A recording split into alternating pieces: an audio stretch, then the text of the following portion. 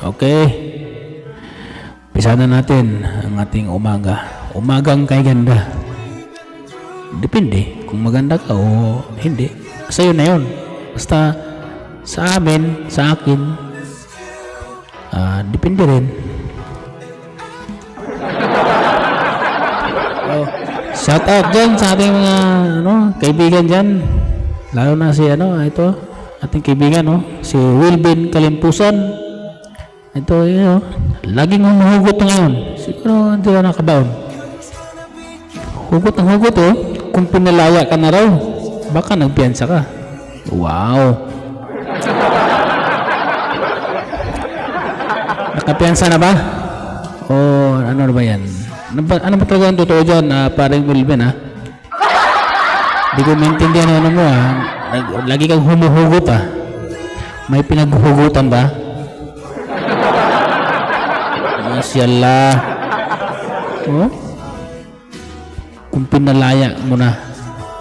Ba? Nakapiyansa nga yan kung ganun. Masyaallah, yung mga active dyan, yung mga lagi nagpupuyat dyan. Nagpupuyat kahit wala namang pinagpuyatan, mahirap yun.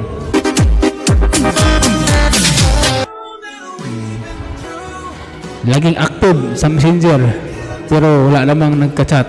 Ano ba yan? Piling ano ba yan, mga ngayon?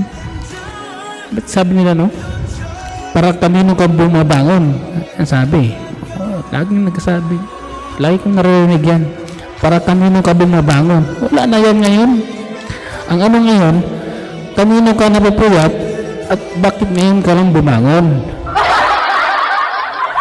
Yun ang dyan. Wala na yan. Yung para kanino ka bumabangon. Pamis na yan. Diba? Shout out dyan kaya si Rosel, dami pangalan. Rosel, may Sina Ros, dami mga palayo-palayo na yan, dami pangalan. Laging active yun Kunwari may kachat, pero wala naman.